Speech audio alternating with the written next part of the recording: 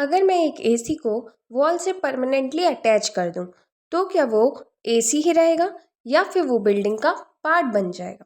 Sound simple, right? But legally the answer can actually decide who owns that property.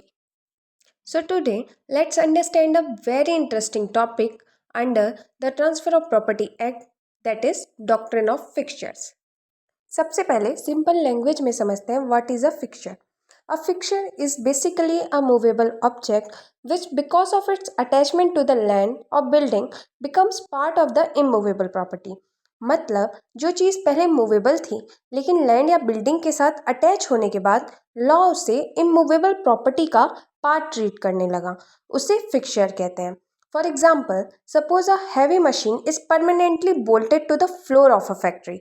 Machine initially movable थी, but once it is permanently attached to the factory floor, the question arises: is it still a movable machine or has it become a part of the immovable property?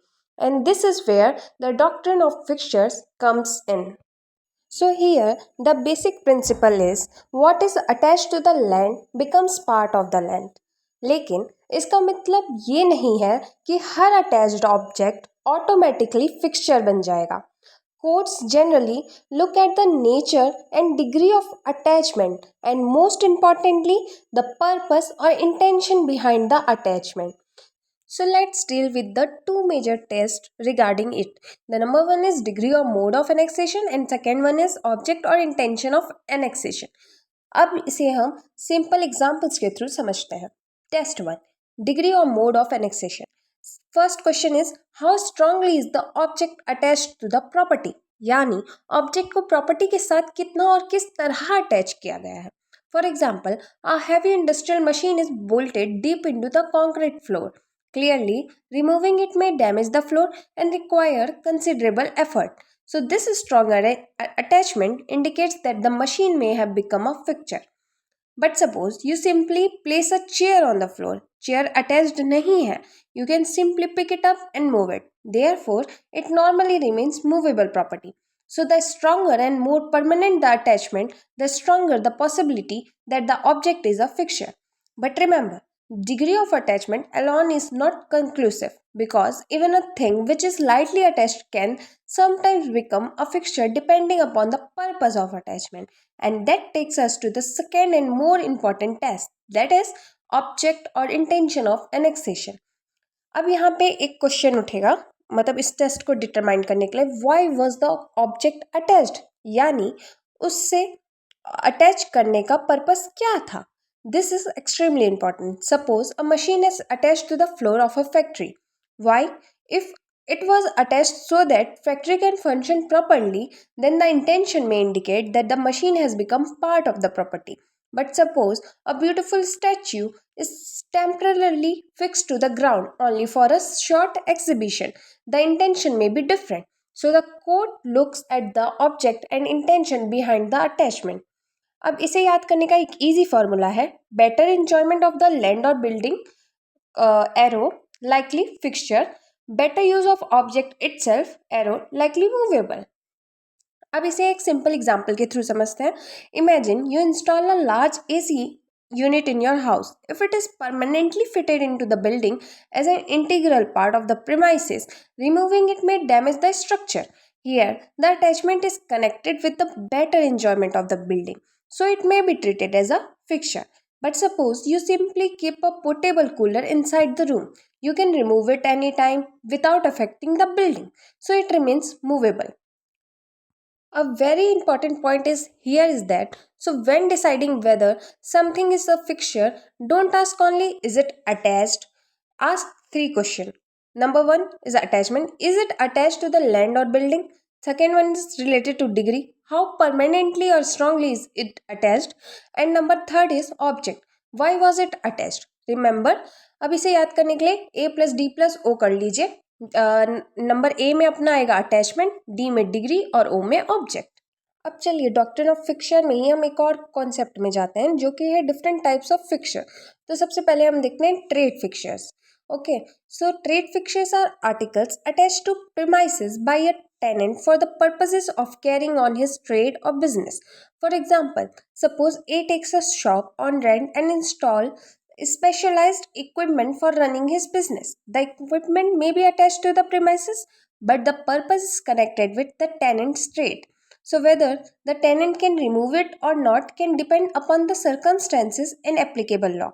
This is why the distinction between ordinary fixtures and trade fixtures become important in landlord-tenant relationship. Now you may wonder exam में इसका practical importance क्या है. The doctrine becomes important whenever there is a question about ownership and transfer of property. For example, sale of property का हम देखते हैं. If a house is sold, what happens to things attached to it? The answer may depend on whether they are treated as fixtures. Second, lease. तो उसके example में हम देखें landlord और टेनेंट के बीच डिस्प्यूट हो सकता है. टेनेंट ने जो इक्विपमेंट इंस्टॉल किया था क्या वो टेनेंट रिमूव कर सकता है?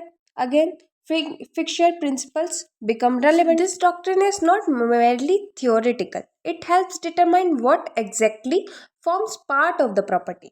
अब हम देखते हैं इस डॉक्ट्रिन का पोजीशन क्या है इंडियन लॉ के अंदर. Indian law does not contain one single provision called doctrine of fixtures. Instead, the concept is understood through provisions dealing with immovable property and what passes with the transfer. Under Section 3 of the of Property Act, the expression immovable property excludes standing timber, growing crops, and grass. And Section 8 provides an important general rule regarding the operation. It says, in substance, that unless a different intention is expressed or necessarily implied, a transfer of property passes all the interest which the transferor is then capable of passing and the legal incidents of that property. So, when determining what passes with the immovable property, the concept of fixtures becomes relevant. Now, let's see the important case laws regarding it. So, number one is Holland versus Hodgson. One of the classic cases associated with fixtures is Holland versus Hodgson, 1872. The case is important because it discusses the principles for determining whether an article attached to land becomes part of the land. The court essentially emphasized two important considerations: degree of annexation and purpose of annexation. This case is frequently used to understand basic fixtures test. The second case हम देखते हैं Indian case law. Okay, so Indian case law सबसे पहले आता है Sirpur paper mills limited versus collector of central excise. It is a case of 2004. The facts of the case is where the paper mill machinery, which was heavy and bolted to the foundation, could be said to be immovable property. It was held that machinery, though attached to the earth, was not immovable property as it was removable without substantial damage. Second case is Duncan's Industries Limited versus State of UP of 1985. Facts were whether machinery installed in a fertilizer plant was movable or immovable property for the purpose of sales tax. It was held that heavy machinery embedded in the foundation and connected for the efficient running of the plant was held to be immovable property. The third case is CIT versus Dalmia Cement Limited 1997. The facts were whether various installations in a cement factory were fixtures being part of the building for depreciation purposes. It was held that installations permanently attached to the building and not capable of being removed without dismantling were held to be part of the building. So, in India, an attached object is treated as a fixture when it is permanently annexed and forms an integral part of the property unless it is easily removable. So let's do a quick exam revision. So if you get a problem question in your exam, is this object movable property or a fixture? Don't panic. Just remember A. Attachment. Is it attached to a building or a land? Second, how strong and permanent is the attachment? Third one is why was it attached? And finally ask, was it attached for the better enjoyment of the property or merely for the better use of the object itself? That's your key. So, the doctrine of fixtures basically teaches us one very important thing, that is, a movable object does not necessarily remain movable merely because it was once movable. Once it is sufficient attached to land or building, and that purpose and circumstances show an intention to make it part of the property, the law may treat it as a fixture. And that's why what is attached to the land may become the part of the land. So, next time you see a machine bolted to a factory floor, a built in installation, or equipment permanently fitted into a building, don't just ask, is it movable? Ask, how is it attached and why is it attached? Because that is where the doctrine of fixture begins. Thank you for watching this video. Please subscribe to my channel and like this video.